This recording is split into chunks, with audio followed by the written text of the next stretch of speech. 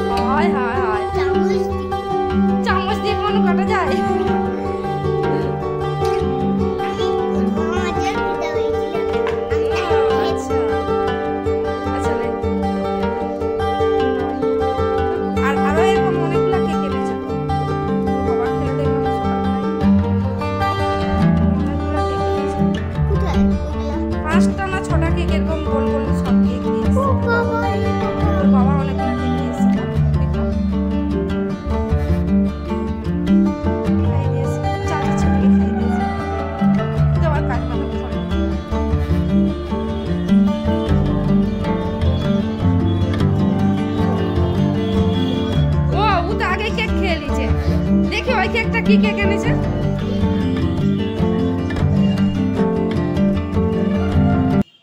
আর এটা নাকি বড়ুয়া কেক, আমার বর পছন্দ করে এই কেকটা। তো হচ্ছে যে এরকম অনেকগুলোই কেক আনা হয়েছে, তো আমি এই কেকটা খাইনি, খেয়ে দেখলাম টেস্ট করে কেমন, ভালোই, মোটামুটি খারাপ নয়, ভালোই।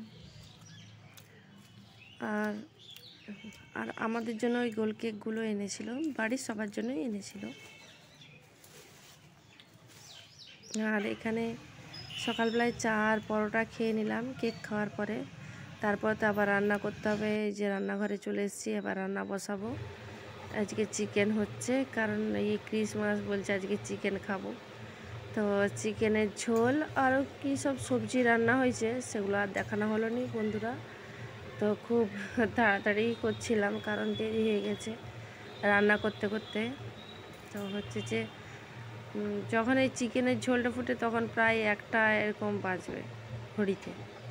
দেরি হয়ে গেছে রান্না করতে। আর এটা আলাদা করে ছোটো মেয়ের জন্য, জানেন তো, ওই জন্য ঝাল না দিয়ে চিকেন করতে হয়, ওই বাটি করে করি। ওটা এমনি কষে আর তুলে দিই, তারপরে জল দিয়ে ফুটিয়ে নিই, তারপরে আমাদেরটা আবার লঙ্কার গুঁড়ো দিয়ে নাড়ি কষাই। তো এই যে বিকেলবেলায় বলছি যে দুধ বিস্কুট খেয়ে নিয়ে এবার পড়তে বস। তো বিকেলবেলায় এই যে দুধ আর বিস্কুট দিয়েছি মেয়েকে। দুধ বিস্কুট খাওয়াতে যেন আমার শত ঝামেলা, কিছুতেই খাবে নি, প্রতিদিন দুধ খেতে হলেই কান্না।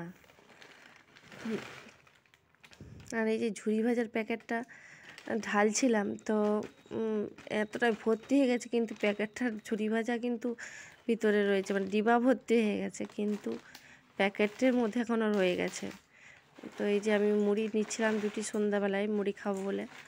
তো বেশিরভাগ আমি সন্ধ্যাবেলায় খাই না, তো আজকে মন করলো বলে খাই। মেয়েদের সঙ্গে, মেয়েরাও দুধ বিস্কুটে খাচ্ছে ওরা, আমি 2টি মুড়ি খাইয়ে দিই, তারপরে হচ্ছে যে নিয়েছিলাম।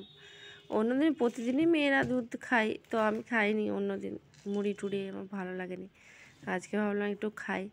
তো এই যে ঝুড়ি ভাজা মুড়ি, আম তেল সব নিয়েছি, নিয়ে এই যে বসেছি খেতে। আর প্যাকেটটা আছে বলে আমি এরকমভাবে মুড়ে রেখে দিলাম, না বাতাস পেলে না আমি ঝুড়ি ভাজাটা নিয়ে যাই, মানে খাওয়া যায়নি, সেঁতিয়ে যাই।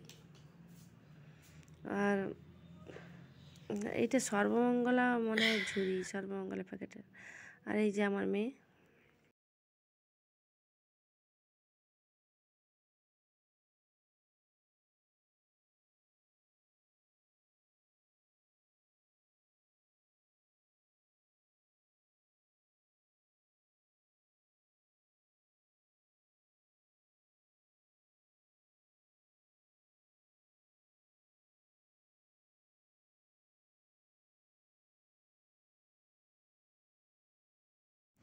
আর এই যে এখানে আমি চুটকিকে বলছি তুই দুধ আর সুজি খেয়ে নে। সুজি করেছিলাম আজকে সন্ধ্যাবেলায়, সুজি টুজি করে রুটিটা পরে করব, আটা মাখা আছে, গরম গরম রুটি করব।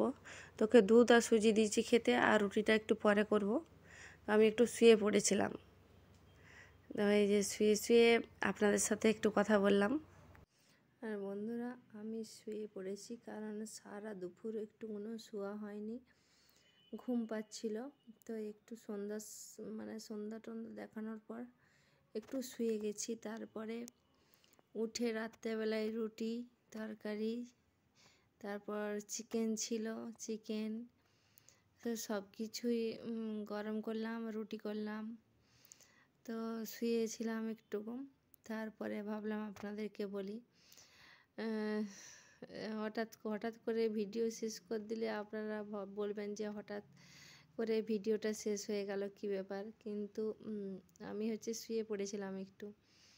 আর সারাদিন কাজ করার পর একটু না শুলে মাথাটা খুব যন্ত্রণা করে, কেমন লাগে শরীরটা।